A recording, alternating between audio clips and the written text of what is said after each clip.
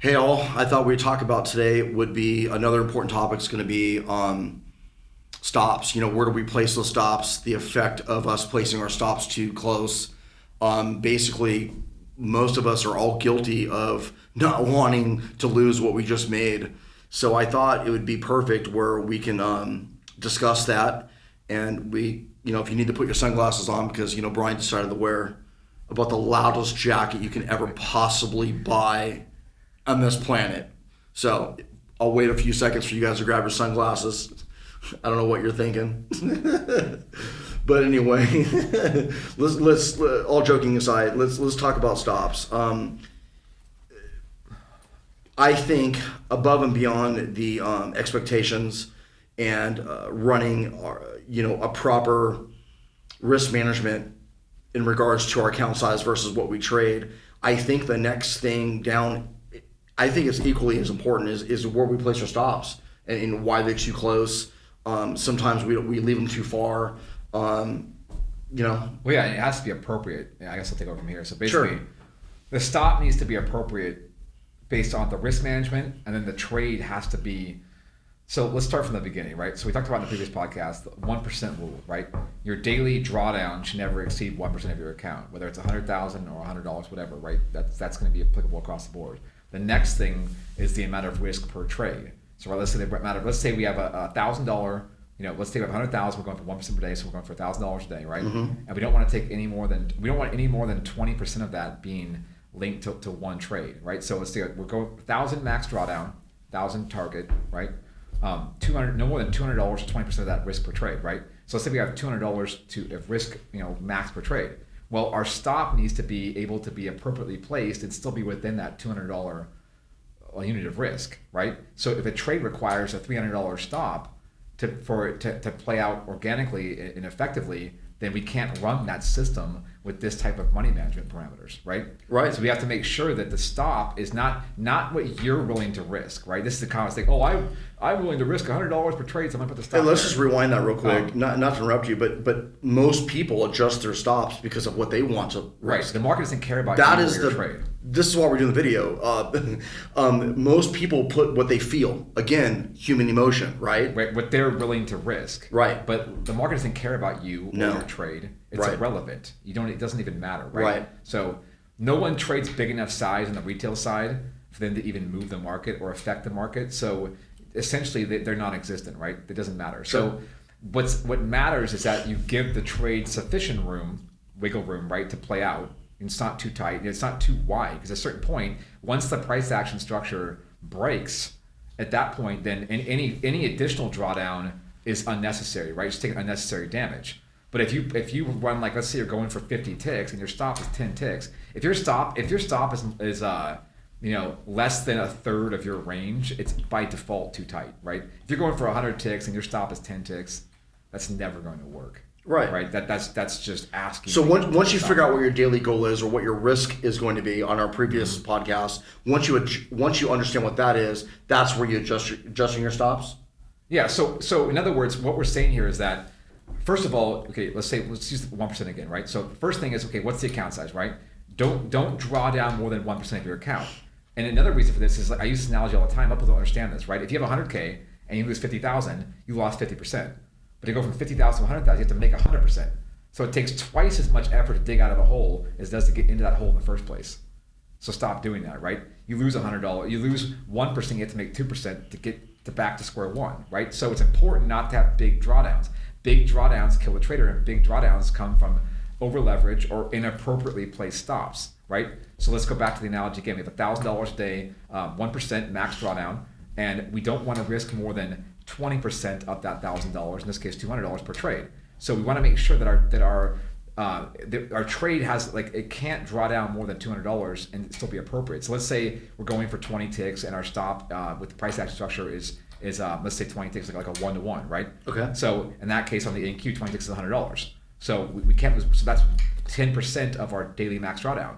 So that's where I like to keep it, about 10%. No more than 20. So if I don't want to risk more than $100 per trade if my target's 1,000. If I'm risking 20%, okay, that's like the maximum, right? Any more than that, you're just asking for trouble. You're playing with fire and you get burned, right? So this is commonly misunderstood. Like my drawdown was 1,000. My max limit on my kills from the bot was 1,000. But they're not looking at what was the risk per trade, and this is a commonly overlooked thing, right? Account percentages are pretty well known. Ask any professional trader; they'll say 1-2%. Right. Whether they're doing options, forex, stocks doesn't matter. Day trading futures, but how much that to risk per trade on the session is commonly glossed over and not looked at closely enough, right? And this is a huge common way that a lot of new traders pull their accounts out. So I prefer 10% of the account risk per trade. But if you have a $500 target, that's only $50. So it's hard to run a trade with $50, 10% be $50 as a stop, right? So that's why I say typically 20%. So $100 would be fine there. So if you're wanting to make $500, you would set your risk at. I wouldn't risk more than $100 more than per 100. trade, right?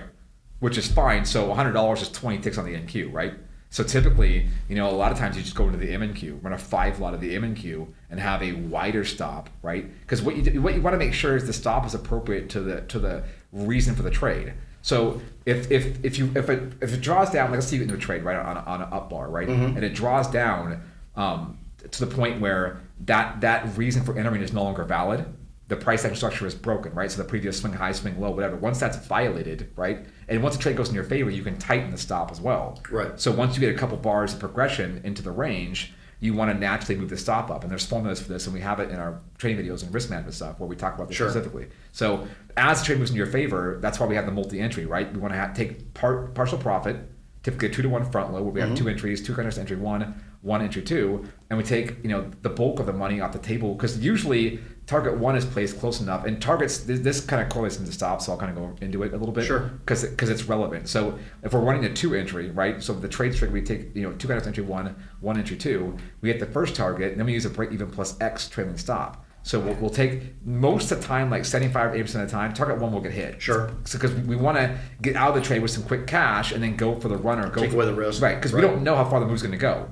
It may hit, like if we're long, it may hit the current resistance and then blow right through it. Or it may hit it and get hammered back down and then hit the trailing stop. So when target 1 is hit, we lock in at least 1 tick of profit, right? So that we can't lose on the runner. And this same thing with 3 entries, right? Same thing. So that we want to lock in profit appropriately as the trade goes into our favor, and this is clearly explained in our training materials and stuff, is specifically how we're doing that, right? And that's also bot specific and trading strategy specific. But essentially, you want to give it enough room initially, and that enough room cannot be more than 20% of your daily drawdown limit. Because otherwise, if you hit a couple losers, let's say it's like 30%, and you have a really rough open and hit a couple losers, you have to lower your position size to keep staying in the game, and then you can't dig out of the hole. Right. So I want to go back to something you actually just said for the viewers too. So where was that breaking point? So you were trading a E-mini size, and then you broke it back and you took a step back to the micros. So where, for everyone that's listening, where is that point? Well, what I mean is like to trade the NQ, right, which is quite volatile.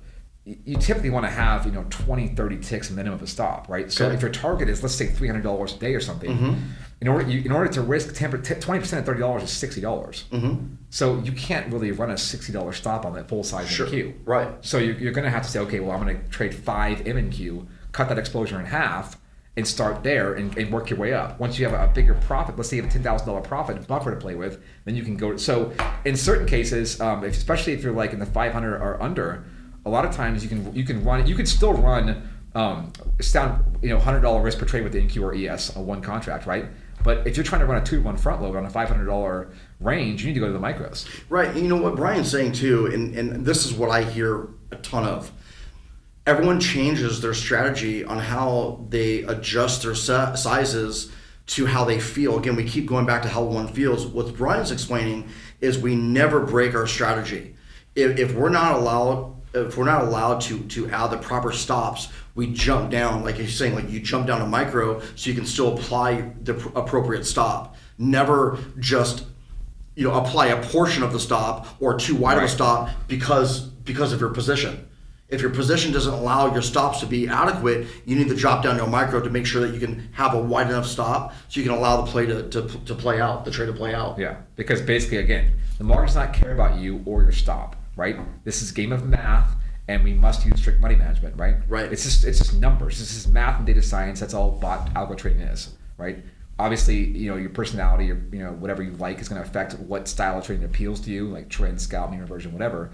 But this is just a math problem at the end of the day. Any business is basically a numbers game, a math problem, but trading very, very specifically, right? So a lot of traders, like you said, they'll, I'm going for $300 a day or whatever, and I can't realistically risk $30 or $40 on an NQ. I can't. That's just going to get hit by noise. Sure. So instead of going to the micros, right, and cutting, like, you can trade 3 MNQ or 5 MNQ, and you could go for $200 a day and still make the risk management work if you drop down the micros. So don't be afraid to drop down the micros. And arguably be more effective because you're actually not going to be shaken out of a trade. I prefer to have 15% of the daily drawdown limit per if the stop was hit, right? So if it's 10% and you get 3 losers in a row, you only drop down 300 of that 1,000.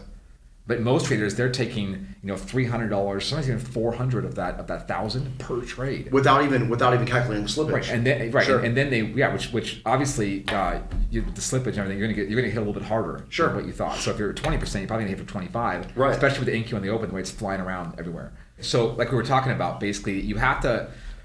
If you need to go down to the micros to do it, then do so, right? Do not compromise your stop placement and positioning because you can't effectively place it within your money management parameters, right? So if you're operating a small account, let's say, I don't advocate less than 50, but if you're doing that, right, even with 50, you're trading the NQ, a lot of times, depending on the system being used, right, like let's say Ripper XAI, for example, we typically recommend a double entry, right? So if you're running the 2 entry which require 3 full-size contracts, if you're risking $100 per, your drawdown is going to be too big for the $500 max, or the account size. Well, same difference, right? Sure. Same thing. So in that case, I would highly recommend dropping down to using 10 micros on entry 1 and 5 micros on entry 2. So you're basically have the equivalent exposure of 1.5 full-size NQ contracts. What you're explaining is what almost everyone does.